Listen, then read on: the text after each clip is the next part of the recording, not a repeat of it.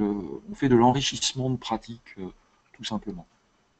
Là, vous voyez, sur ce petit diagramme, on a essayé de représenter une variété de modalités de dispositifs. Donc, on voit en haut, à gauche de vos écrans, des modalités qui sont les modalités vers lesquelles on tend, et en bas à droite, les modalités qui sont très représentées. Formation présentielle, atelier pratique, événementiel, visite apprenante, groupe d'échange de pratiques. Tout ça, c'est du présentiel largement collectif, et on tend à varier, c'est-à-dire qu'on ne néglige pas ces modalités-là, elles sont très importantes, mais on tend à les enrichir de nouvelles modalités de formation par projet, de e-communautés d'apprentissage, qui sont au-delà d'un simple réseau, de classes virtuelles, ce qu'on dit à l'instant, de e-formation avec accompagnement ou sans accompagnement. Et puis on voit qu'il y a une multitude de technologies, les collecticiels, des web TV, web radio, le CNFPT lance sa web radio, des logiciels de toute nature, des MOOC et des SPOC. Le CNFPT développe ces MOOC, qui sont pourtant des MOOC pour l'instant des XMOOC, des MOOC descendants, et on prévoit des MOOC connectivistes un peu plus tard. Donc, on s'intéresse à tout ça et on essaye de développer par intérêt des participants, des collègues, une approche pour promouvoir toutes ces techniques. On a fait cet été, par exemple, un séminaire rassemblant 350 collègues et on s'est donné 20 défis à relever sur des offres de formation existantes pour les enrichir, avec un petit peu un système d'ateliers techniques pour aller s'enrichir de techniques, et puis d'ateliers pratiques pour mettre les mains dans le moteur, sachant qu'aucun d'entre nous, moi le premier, ne sommes des grands experts, mais que l'objectif c'était vraiment de tester, de partir en toute modestie dans cette logique numérique, et de se poser la question à chaque fois, quand est-ce que c'est utile? Quand est-ce que ça apporte un plus? Alors les compétences nouvelles, il va y en avoir de 3 catégories. La première catégorie, c'est des approches collaboratives de l'apprentissage. C'est ce que je vous indiquais tout à l'heure. C'est-à-dire pourquoi nous sommes intéressés par les approches collaboratives. C'est parce que ces approches collaboratives permettent véritablement de faire société, de passer du débat au dialogue. Alors, mes collègues me reprochent souvent de débattre beaucoup et pas assez dialoguer, et ils ont raison, parce que c'est pas parce qu'on dit les choses que c'est facile. Donc on essaye de le faire vivre. Hein. L'idée, c'est plutôt de faire les choses, plutôt que d'en parler trop. Hein. Donc, 3 logiques d'apprentissage. Transmissif, donc ça c'est la logique j'enseigne, donc tu apprends, ça c'est ce qu'on fait le plus souvent. Coopératif, collaboratif, donc avec ou sans numérique, hein, c'est toutes les modalités qu'on connaît bien maintenant, de World Café, de forums ouverts, d'accélérateurs de projets, de pédagogie de grands groupes, 60, 100, 300 personnes, pour niveler un petit peu les différences hiérarchiques, favoriser la créativité. Et puis des logiques qui se mettent tout doucement en place, qu'on appelle de knowledge building. Ça, c'est l'Université de Laval à Québec qui développe pas mal ça, Anne Laferrière. Notamment, l'idée, c'est de partir de questions vives des participants et de construire du savoir. Donc on voit déjà que là, dans ces logiques d'apprentissage, c'est plus tout à fait les mêmes postures du formateur. Les approches collaboratives nécessitent aussi des animateurs de communautés vivantes, restauratrices, plutôt que des communautés rétributrices. La distinction qu'on peut faire entre les deux, c'est que dans les communautés restauratrices, on s'intéresse au long terme, on s'intéresse à inclure, on s'intéresse à développer de la confiance, de l'ouverture. Les communautés rétributrices, c'est celle du community management. Et souvent, on fait la confusion lorsqu'on veut faire de la pédagogie. On prend les repères du marketing, on crée des community managers, on cherche à peupler des sites, à faire des nombres de clics, et puis à trouver comment rétribuer les uns et les autres de leur rapport à la communauté. Les communautés vivantes restauratrices, c'est plutôt l'idée de faire communauté par des dons et des contre-dons, de s'inclure déjà physiquement, donc de se voir, de se toucher, de comprendre les intentions fines des autres, de commencer à coexister, et puis ensuite de partager véritablement. Enfin, dans les approches collaboratives, il y a une nécessité d'être créateur de liens et d'intégrer des approches diversifiées et en équipe. Et là, on utilise beaucoup d'approches de co-design, donc qui sont des approches où on fait venir ce qu'on appelle la maîtrise d'usage, c'est-à-dire les habitants des stages, euh, donc pour nous les bénéficiaires finaux, hein. Donc on essaye de sortir de la logique entre maîtrise d'ouvrage et maîtrise d'œuvre. On fait venir donc les bénéficiaires et on leur dit bah, comment vous voyez le design de la formation dans laquelle vous voulez aller. Ce qui est important là, c'est de développer l'autodirection des apprentissages, ce qui nous permet d'atteindre des objectifs de motivation. On est motivé quand on a conçu soi-même son projet d'apprendre. Je peux te poser une La question? facilitation graphique, bien sûr. Et les autres participants aussi ont le droit de prendre la parole s'il y a des choses qui... tu vas nous en parler après, mais ça, ce que tu nous évoques là, c'est ton intention. Tu nous as parlé de quelques ateliers que tu avais fait avec 350 personnes, etc. C'est ce que tu essayes d'insuffler comme innovation dans vos dispositifs et votre organisation de formation actuelle, ou c'est ce qui est déjà plutôt en place? Ah non, c'est ce qu'on fait. C'est D'accord. ce qu'on fait. Donc on a déjà 4 communautés qui fonctionnent, dont une communauté qu'on appelle coopérative pédagogique, qui rassemble 1800 membres et qui vise de l'échange de pratiques pédagogiques. Pour moitié, il s'agit de conseillers formation interne et pour moitié d'intervenants externes au CNFPT. Et là, on est dans une logique Creative Commons où on partage le plus possible nos ressources. On a près de 1200 ressources identifiées. Sur la partie co-design, on a une grosse stratégie de création de salles, d'espaces, je vais en parler après, de co-conception et d'un laboratoire d'apprentissage. Ces espaces-là sont des espaces connectés avec des fonctionnements en îlots pédagogiques. Là, vous envoyez des images sur le visuel, avec des écrans qui permettent à tous les îlots d'être interconnectés, de travailler ensemble, et y compris vers l'extérieur. C'est-à-dire qu'on fait aussi de plus en plus, excusez-moi l'expression anglo-saxonne, du crowd testing. C'est-à-dire que lorsqu'on monte une formation, eh bien, on va envoyer immédiatement, pendant le moment même où on conçoit, un mailing aux bénéficiaires en leur disant voilà ce qu'on est en train de penser pour vous. Est-ce que ça vous intéresse? Est-ce que c'est bien, pas bien? Est-ce que vous avez des enrichissements à faire?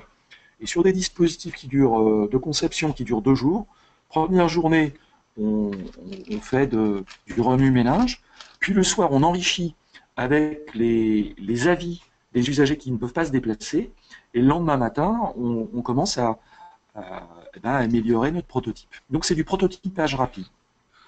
La facilitation graphique, c'est aussi l'idée sur l'idée que une image vaut 1000 mots.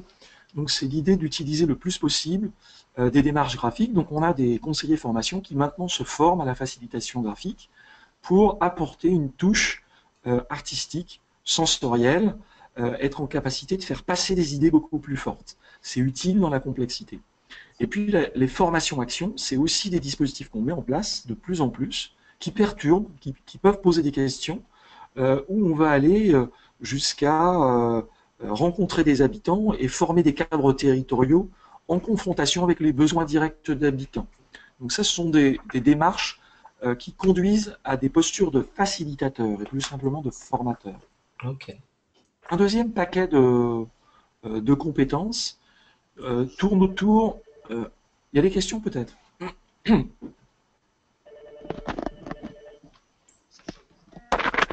S'il n'y a pas de questions, je poursuis. Euh, la deuxième paquet de compétences, c'est l'idée d'animation dans des écosystèmes ouverts. Alors, les écosystèmes ouverts, c'est un mot un peu prétentieux, un peu savant, un peu, je ne sais, enfin, s'il y en a d'autres, je suis preneur, qui décrit des modalités de type Fab Lab, qui sont des lieux où on va passer par la main et pas uniquement par le cerveau pour rentrer en direct en contact avec une problématique. C'est des laboratoires d'apprentissage. Donc le CNFPT a adhéré au Learning Lab Network qui a été initié par l'école de management de Lyon. Et puis, c'est les salles de co-design, qui sont des salles dans lesquelles on équipe, avec des kits de prototypage, tout un matériel qui va permettre de fabriquer des prototypes, développer beaucoup de créativité. Ces animations d'écosystèmes ouverts nécessitent des compétences qui sont des compétences de coaching et d'accompagnement, de ce qu'on appelle l'art des conversations apprenantes, c'est-à-dire de partir véritablement des personnes, et puis d'avoir une vision des processus larges, au-delà des contenus. Donc on s'intéresse plus au processus, et les contenus sont de plus en plus apportés par des participants. C'est pas valable pour toutes les approches pédagogiques, hein. Tout ce que je vous décris là, on le teste pour des secrétaires de mairie, des ouvriers de voirie, des directeurs généraux, des cadres, des responsables de formation, des assistantes RH. C'est peut-être pas valable pour tout le monde, hein. Je prétends pas qu'on a la panacée. On cherche surtout de la variété, hein. Notre objectif, c'est la diversification des modes d'apprentissage pour toucher les intelligences multiples, hein, si on reprend l'idée de Gartner. Et puis on a aussi des compétences technologiques. Donc là, j'ai repris des photos des ateliers humanicité. Ces compétences technologiques, ça commence par l'enrichissement de ces supports, donc vidéo, audio. Ça passe aussi par de l'animation à distance. C'est des impacts vidéo, c'est de l'animation de webinaire et c'est de la scénarisation. Donc, de plus en plus, on a besoin de personnes qui soient des technopédagogues. Donc, on a un vaste projet de formation de nos intervenants. Après, notre université d'été dont je vous ai parlé, c'est près de 2000 intervenants qui sont actuellement formés dans des dispositifs où on réunit 80, 100, 150 participants. Voilà toutes ces compétences nouvelles. Ouais, j'ai Oui, une question, Denis.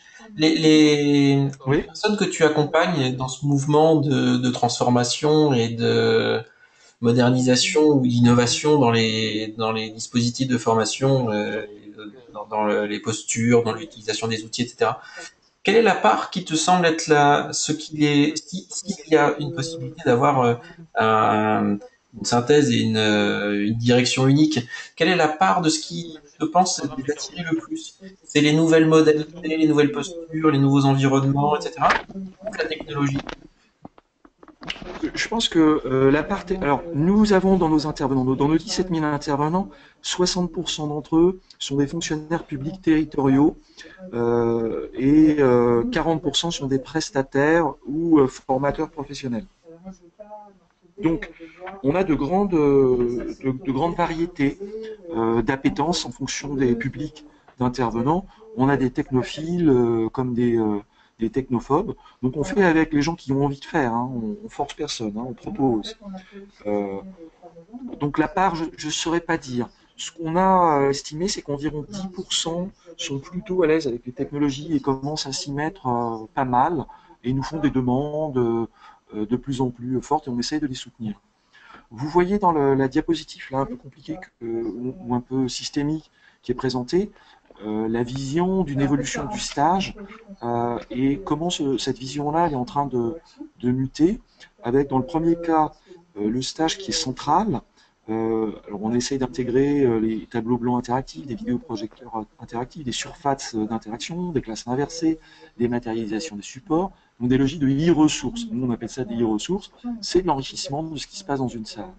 Dans le deuxième environnement, on voit qu'on est en train d'embarquer des nouveaux services d'apprentissage autour de formation-action, de conférences, de voyages, de réseaux professionnels, euh, de formation en situation de travail. Donc là, il y a une imbrication plus forte, environnement de travail, environnement de formation. Et puis dans le troisième niveau qu'on met en place, ça passe par du sur-mesure et du en-mesure. Donc vraiment calé sur les besoins des collectivités, avec un appui sur la métamorphose des institutions et des parties prenantes, des impacts d'évolution des modes de vie et des attentes, développement économique des territoires, et puis nouvel exercice de la citoyenneté. Tout ça, c'est les stimulants que nous avons aujourd'hui et qui nous poussent à intégrer d'autres modalités. Et là, on y répond par notre culture de co-conception qu'on met en place, qu'on met vraiment en place. Hein. On a déjà 14 de nos directions régionales qui sont embarquées dans des processus de co-conception, et puis une trentaine de e-communautés, dont une communauté d'innovateurs publics, ou d'acteurs de l'innovation, si on préfère. Alors le terme n'est pas bien choisi, mais c'est ce qu'on a pour l'instant, qui vise à accélérer les processus de transformation sur les territoires. Voilà un petit peu ces environnements. En gros, comment développer sa capacité à s'approprier ces nouveaux territoires? D'une part, on imagine pour les intervenants, on leur dit intervenez en équipe plutôt que seul. Ensuite, cultiver des compétences de design, d'appui à la motivation, de coaching, de médiation. On leur propose ensuite de réfléchir à organiser des systèmes de construction de savoir et pas simplement faire de la distribution de savoir. S'ils font de la distribution de savoir, ils vont faire comme les facteurs, ils vont disparaître parce qu'ils sont en compétition avec Google plus Wikipédia, qui sont des systèmes de distribution de savoir beaucoup plus puissants. Il faut aussi être attentif aux projets d'apprendre, individuels et collectifs, les soutenir, les étayer, leur donner des ressources. C'est pour ça qu'on travaille beaucoup sur la base de projets réels, d'incubation, de défis qu'on va accompagner le plus loin possible. Et ça, c'est une culture qu'on est en train de commencer à mettre en place. On propose aussi de favoriser le passage de l'écosystème à l'écosystème et donc de faire des dispositifs d'apprentissage en équipe et pas simplement en individuel. Alors ça, on le fait dans nos propres équipes, puis en direction de nos intervenants. Ça prendra quelques années, certainement entre 5 et 10, avant que ça pénètre l'ensemble de notre catalogue de 5000 stages. On vise aussi à inventer, stimuler de nouveaux usages. Donc on essaye d'assouplir la culture et d'être dans des logiques d'essai-erreur. On propose également de doser et de faire varier les modalités à distance et les modalités en proximité. On n'a pas de dogme en disant le numérique c'est bien ou le numérique c'est pas bien. On est plutôt comme la pensée de Bernard Stiegler qui pense au pharmacon, c'est-à-dire que c'est à la fois un remède et un poison, le numérique. Et puis, on intègre à chaque fois la part sensible de l'apprendre, et donc on s'ingénie à mettre le plus possible dans des événementiels, dans des séminaires, une part et de s'engager. Ça pose la question de l'accompagnement du changement. Donc, je vous ai parlé de la maîtrise d'usage. Donc, pour les nouveaux espaces, c'est de la maîtrise d'usage, de l'événementiel, de l'exploration, du partage de pratiques. Oui. Denis, on n'entend pas que toi. Voilà, bah on est dans un écosystème. Oui. Oui, je disais, on n'entend pas que toi. Je sais pas si tu as tourné un peu ton micro ou est-ce qu'on entend bien tes collègues. Oui, oui. Ah d'accord. Je leur demande pas de se taire, hein, mais okay. Ils ont le droit de travailler aussi. Oui, ok. Voilà. Une deuxième dimension, c'est la dimension technologie. Donc là, il s'agit d'accompagner une dématérialisation concertée, donc de traiter les problématiques de propriété intellectuelle, de tests. Et puis sur le collaboratif, c'est toutes les logiques de collecticiel. On s'évertue, notamment à travers notre coopérative pédagogique, de promouvoir et de sélectionner des logiciels qui permettent d'accentuer ce travail collaboratif, de co-conception. Et on promeut également le co-développement professionnel. Voilà en gros les différentes dimensions. Je vous ai mis ici, si vous le souhaitez, un blog et puis un dispositif expérimental à prendre ensemble sur lequel j'ai pu travailler. C'était très bien d'ailleurs voilà ce dispositif. Ça a été très productif, hein, je trouve. Je te remercie. Écoute, alors c'est un dispositif innovant qui a été fait à l'extérieur du temps et de l'espace du CNFPT pour tester justement les communautés auto-organisées d'apprentissage. Il va se poursuivre certainement par l'organisation d'un hackathon début 2017. Voilà un peu. Alors je ne sais pas si vous avez des questions à poser. Moi j'en ai une, peut-être de Tony dans un premier temps, Philippe Gilles. Donc, je voulais savoir justement, il y a des objectifs ambitieux, il y a des modalités qui sont de plus en plus variées, il y a des opportunités très larges qui sont offertes à ceux qui sont volontaires, si j'ai bien compris. Et quel est le degré d'adhésion et le degré de résistance en interne à ces changements ? Je dirais qu'il y a deux stratégies pour impulser le changement. une première stratégie qui est de créer des objets organisationnels obligatoires et qui dit c'est comme ça, c'est pas autrement. Et donc qui crée du débat, du dialogue, qui repose des questions sur le métier. Et puis il y a une deuxième stratégie qui consiste à investir les interstices organisationnels, c'est-à-dire tous les lieux, tous les moments où on peut proposer ces nouvelles méthodes. Et ces méthodes sont à imiter, copier et non pas imposer. Donc on estime environ à entre 100 et 150 collègues parmi nos 600 conseillers formation qui intègrent le mouvement et qui soutiennent ce mouvement, qui l'embarquent dans leurs interventions. Ça commence donc à constituer un point de bascule. Hein, Malcolm Gladwell parle de tipping point, un point de bascule. À partir du moment où on a entre 8 et 10% d'une population, un message fort, et puis quelque chose qui adhère à des besoins, on a des transformations qui se mettent en place. Et c'est ce qu'on commence à observer par des initiatives qui peuvent nous dépasser, comme la mise en place de nouveaux dispositifs, tout un ensemble d'initiatives qui se mettent en œuvre. Voilà un petit peu ce que je peux te dire. Est-ce que tu as justement un tableau de bord qui te permet de suivre les éventuelles évolutions et leur mise en œuvre parce que... Oui. Alors non, on n'est pas dans une logique de gestion et de tableau de bord, on est plutôt dans une approche de la transformation plutôt organique, plutôt voilà, on fait permaculture, hein, donc on essaye de repérer des initiatives qui fonctionnent, de les encourager. On ne fait pas de la comptabilité, de savoir combien il y a de personnes qui font ci ou ça. Voilà, le plus possible. Voilà, donc je saurais pas dire. Et puis en plus de ça, il faut être comment dirais-je, faire les choses. Si ça marche, c'est imiter. Si ça marche pas, c'est pas grave. On cherche pas à faire des stats et des choses comme ça. D'accord. Ce qui veut dire que toi, en tant que manager de cette transformation, tu as des objectifs particuliers, ciblés, quantifiés ou pas là non plus? Alors, j'ai des objectifs qui sont en termes de nombre d'ouvertures de salles, de création de communautés, de création quelque part de ressources. Mais ensuite, les parties sensibles, ben, on le voit quand les équipes de collègues organisent par elles-mêmes des manifestations. On voit quand nos intervenants créent des dispositifs, on voit les initiatives. C'est plutôt à partir des émergences, d'une part, et puis de la réussite d'objectifs opérationnels, d'autre part, on voit que la mayonnaise est en train de prendre. Ok. Je crois que Patrick avait une question à poser. Mais tu n'as pas ouvert ton micro encore, Patrick. Voilà. Bonjour Denis. Bonjour Patrick. Bien rentré de Deauville. Oui, bien rentré. Tu parlais du techno-pédagogue. Ouais. Combien de temps, sur ton expérience, est-ce qu'on transforme un formateur conventionnel en techno-pédagogue ou c'est un renouvellement finalement des formateurs?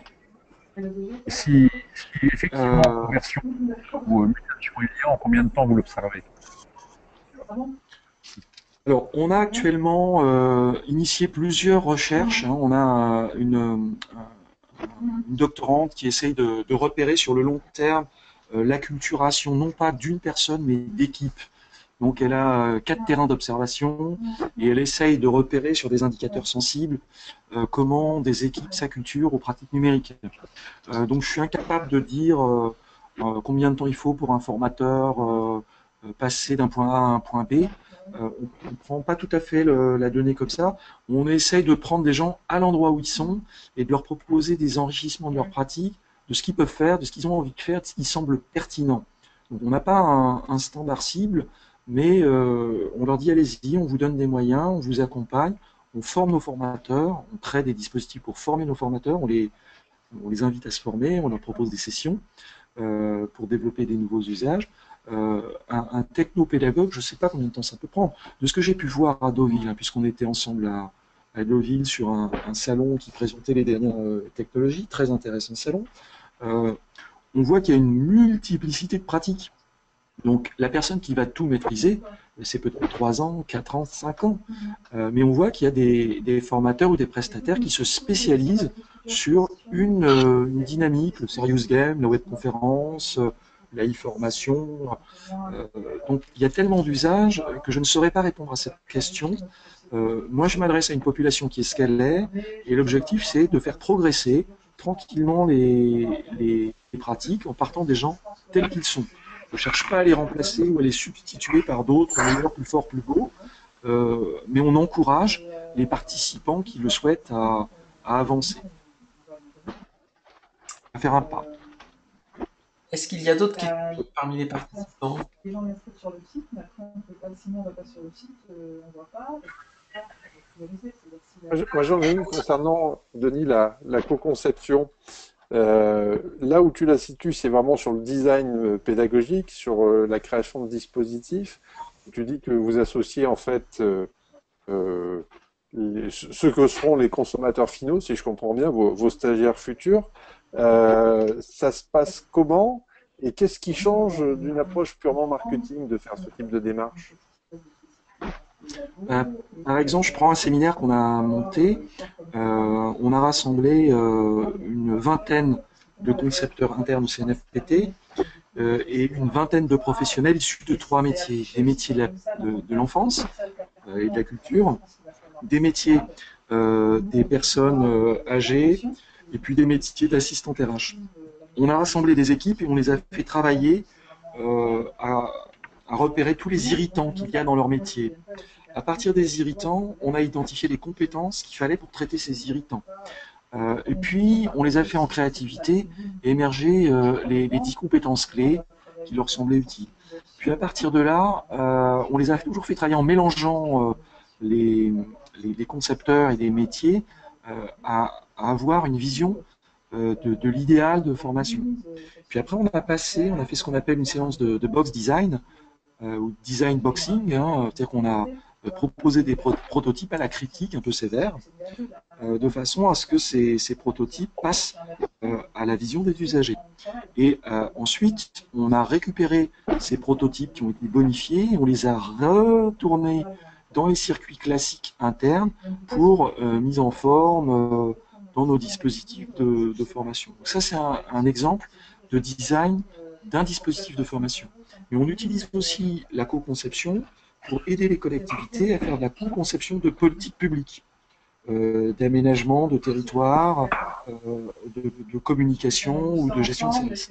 Et là, on s'appuie sur le réseau de salles de co-conception et le laboratoire d'apprentissage qu'on est en train de construire pour justement travailler au design de politique publique. Donc pour l'instant, on a un laboratoire qui n'est pas tout à fait terminé d'être câblé et équipé, et 4 salles de co-conception sur le territoire. Notre objectif, c'est d'en avoir plutôt une vingtaine à fin 2017. D'accord, donc c'est à la fois de la méthode, on va dire, dédiée à la co-conception de stage, mais aussi de la méthode pour réinventer le dialogue local, on va dire. Exactement, tout à fait. De façon schématique, c'est deux grandes voies. Hein. Et là-dessus, on s'accompagne avec de la formation-action, on développe de la méthodologie et on crée des réseaux d'innovateurs pour soutenir les démarches formation. On croise de la formation méthodologie au design, de la formation action autour de projets, et puis des réseaux d'innovateurs qui viennent soutenir. Et on s'intéresse aussi à informer les dirigeants et les prescripteurs pour qu'ils puissent comprendre les outils et les écosystèmes d'apprentissage qu'on met à leur disposition. On ne se substitue jamais à des rôles de consultant en organisation ou on ne fait pas ça. Hein. On reste dans nos métiers de formation. On reste toujours dans de la formation ou formation-action. On ne fait pas de conseil en organisation. On fait travailler pour ça des consultants et des externes. Est-ce qu'il y a d'autres questions pour profiter de l'expérience de Denis? Moi j'en ai une. Ça sera ma dernière pour toi, pour t'économiser. Après, je propose un petit jeu si vous voulez, si vous avez encore un peu de temps. Ouais. Ma question, elle est ce que tu souhaites faire émerger, c'est la créativité, de l'innovation dans les processus, dans les idées, dans les méthodes pédagogiques, l'utilisation des outils, etc. Quel est selon toi le facteur qui génère le plus cette innovation? C'est de proposer des choses, de montrer des pratiques nouvelles, de montrer des technologies, donc c'est d'exposer des choses différentes. Est-ce que c'est la bienveillance de l'expérimentation? Tu disais tout à l'heure, tu l'as dit super vite, mais ça me paraissait important, c'est euh, le droit à l'erreur, autoriser le droit à l'erreur. Donc, teste quelque chose, c'est pas très grave, tant qu'on l'a pas déployé à grande échelle. Ou est-ce que c'est l'émulation parce que tu as mis en place une dynamique et donc on fait partie d'un groupe qui avance, qui crée, qui teste. C'est quoi qui favorise le plus? Écoute, je dirais que c'est un ensemble. Déjà, moi, je veux rien du tout, hein. Je suis un élément d'un dispositif et on essaye de travailler avec de nombreux acteurs. Donc, moi, je me mets au service du projet le plus possible, en essayant d'y jouer ma part, mais je peux rien faire tout seul. On travaille en équipe. Il y a beaucoup de ce que j'appelle des architectes de l'invisible qui travaillent, qu'on voit pas, qui font pas de bruit. Moi, je suis extraverti, j'aime causer, donc je cause dans le poste. Mais il faut bien voir qu'il y a des tas de gens, hein, qui sont actifs. Donc, on a une directrice d'une mission innovation, on a des pionniers, on a des coopérateurs pédagogiques, on a des directeurs engagés. On a plein de gens, hein. C'est pas simplement une volonté individuelle. C'est un vrai projet de notre président et de notre directeur général qu'on soutient. Et après, ils nous soutiennent, ils nous laissent faire. Et une fois qu'on a libéré l'énergie, bah, on s'aperçoit que les gens, ils ont envie de transformer et de contribuer au vivre ensemble. Donc, partons de là. Moi, mon job, c'est simplement d'apporter de la méthode, de soutenir les initiatives. Et puis, on s'aperçoit qu'il y a d'autres leaders éducatifs, d'autres leaders qui apparaissent partout et qui me soutiennent à mon tour quand je suis pas bien. Donc, on a comme ça un soutien mutuel. Il y a les tests, des innovations, on fait beaucoup de learning expedition, on va faire de la veille, on va regarder ce qui se passe à droite, à gauche. On s'invite mutuellement dans les actions qui sont menées par d'autres acteurs en interne. Euh, voilà un petit peu comment on fait. Puis après, on fait beaucoup de récits d'histoires apprenantes. Euh, on essaye de s'inspirer mutuellement, de partager. À notre réseau de salles physiques s'additionne un réseau de salles virtuelles dans lequel on capitalise les pratiques qui peuvent être copiées, imitées. Et donc là, on essaye de mettre des dossiers le plus complet possible. Euh, voilà, il y a une multiplicité dans notre boîte à outils de développement de l'innovation et de la créativité qui se met en place. Et on s'intègre sur des processus et des temps longs et non pas des temps rapides, hein. On ne cherche pas une performance, à pénétrer un marché, à conquérir des clients. On n'est pas là-dedans. Notre objectif, c'est vraiment de faire muter notre culture pédagogique pour accompagner les transitions sociétales et les grandes mutations qu'on vit et d'adapter notre offre aux demandes et aux façons d'apprendre actuelles. Hein, voilà, donc c'est une multiplicité d'initiatives qui crée finalement un peu comme un vol des tourneaux où quand il y en a un qui bouge dans un sens, tous les autres le suivent. On est un peu comme ça, on essaie de s'encourager mutuellement. Donc, il y a peut-être un peu d'émulation et puis les veilles des uns et des autres nous enrichissent. Et de plus en plus, on s'ouvre vers l'extérieur. Donc notre ouverture externe, c'est aussi une stimulation. Tu voulais nous faire jouer, je crois. Alors, on va voir si ça fonctionne. Je vais vous inviter. Alors, tac. Là, vous voyez toujours mon écran. Voilà, je vais vous inviter à, si vous voyez bien mon écran, à vous mettre sur kahoot.it.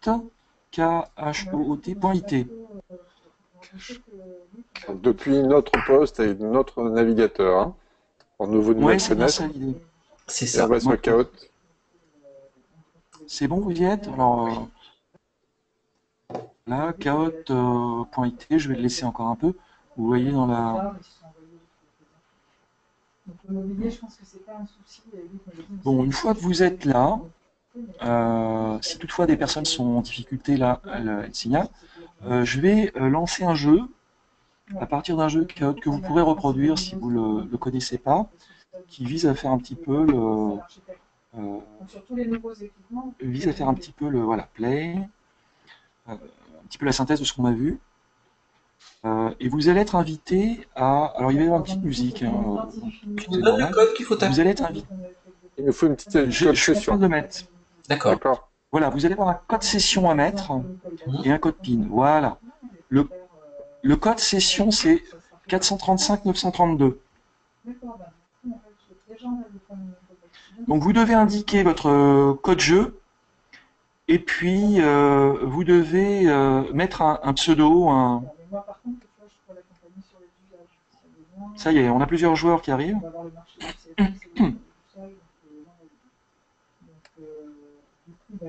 On y est.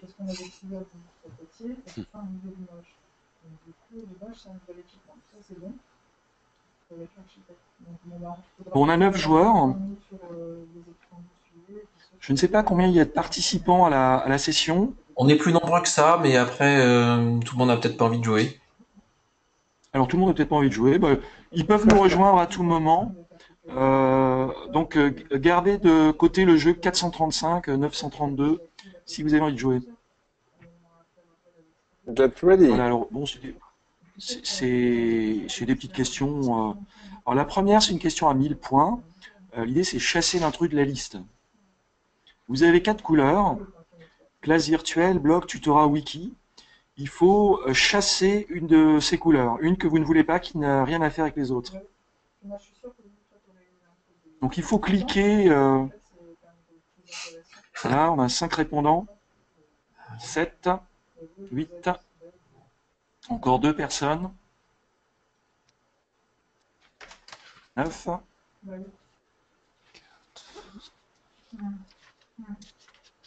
Il y a un 10e joueur qui... Voilà, on a 11 joueurs. Alors la bonne réponse, c'était tutorat. Alors pourquoi? Parce que classe virtuelle, wiki et blog, ça peut se faire en ligne. Tutorat, ça peut se faire en ligne ou pas en ligne. Alors, on a les deux possibilités. Je m'étais fait avoir déjà, on répète. Alors c'est Valérie qui gagne. Tu t'es pas trompé la deuxième fois quand même. Si. Alors voilà, on va passer à une deuxième question. Un écosystème d'apprentissage. Alors moi j'ai donné ma définition dans mon propos. Un stage enrichi, un réseau social, un ensemble de modalités d'apprentissage. La durée joue pour avoir le maximum de points. Pour avoir plus de points, il faut répondre vite.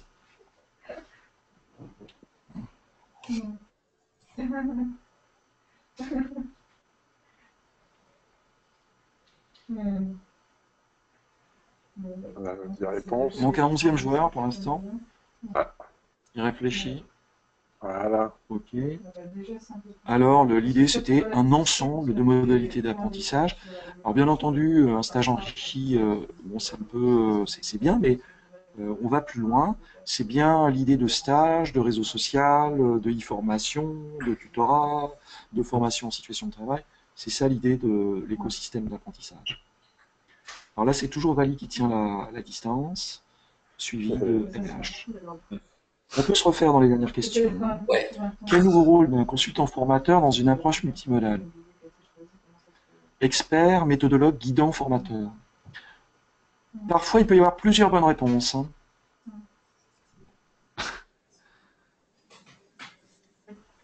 Donc, du coup, ça, c'est le retour, c'est quand c'est après l'environ.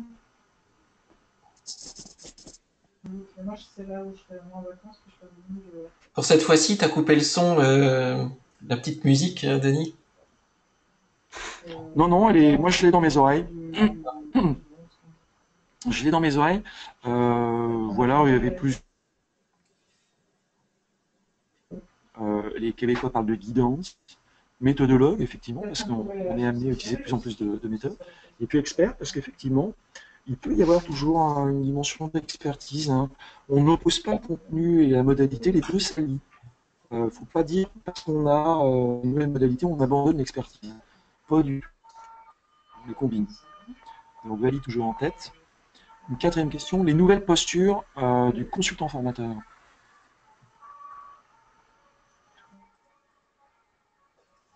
Oui. Allô, Denis? Les nouvelles postures sont. Donc, Ah, on t'entend plus très bien, Denis. Ah, voilà. Voilà.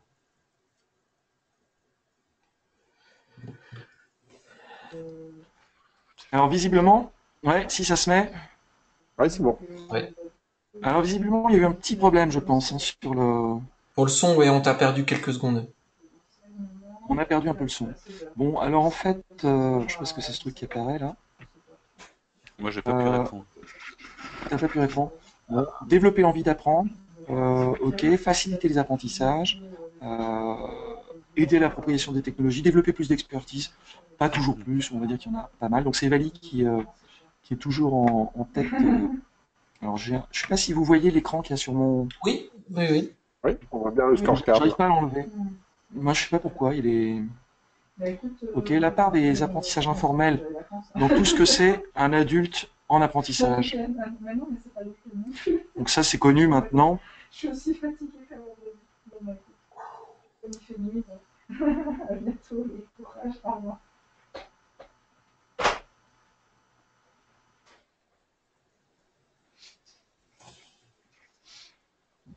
Quel suspense. Ouais, hein. On va voir. Bon, là je l'ai même pas présenté, mais bah voilà, tout le monde a bon. C'est l'idée du 70-20-10. Hein, donc c'est les apprentissages informels, les apprentissages non formels, les apprentissages formels. Donc, je vois qu'on a des professionnels qui jouent là. Ça Et rigole donc pas. finalement c'est Vali qui l'emporte, euh, voilà, et qui est suivi de près par Philippe et AG. Ouais. Donc c'est Vali qui paye son coup en Voilà, fait, c'est ça, pour le Learning Happy c'est Hour. Vali qui paye son coup ou qui gagne une tringle à rideau, comme vous voulez. Voilà, je crois on est arrivé à peu près au bout de cette présentation.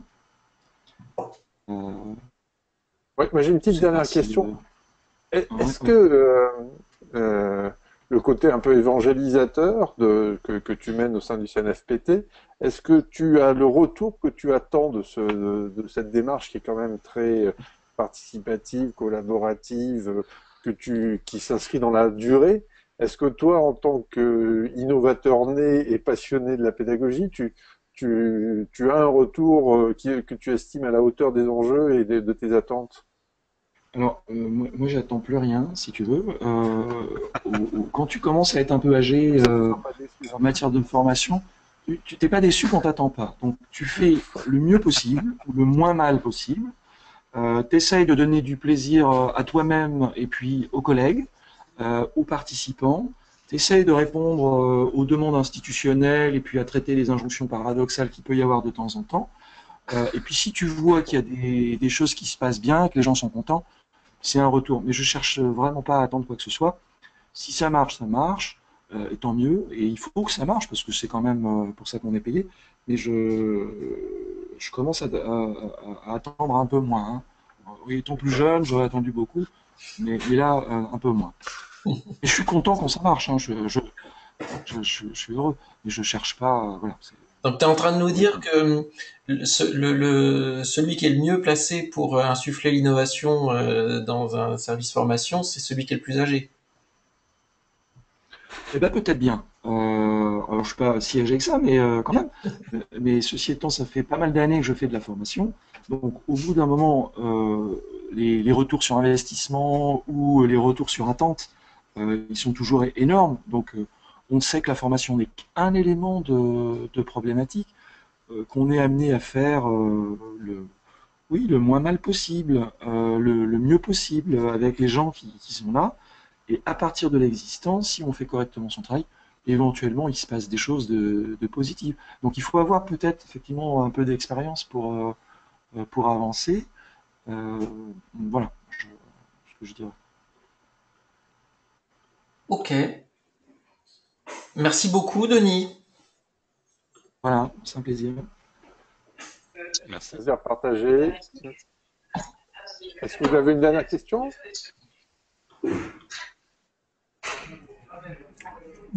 Bah, quand est-ce qu'on mange?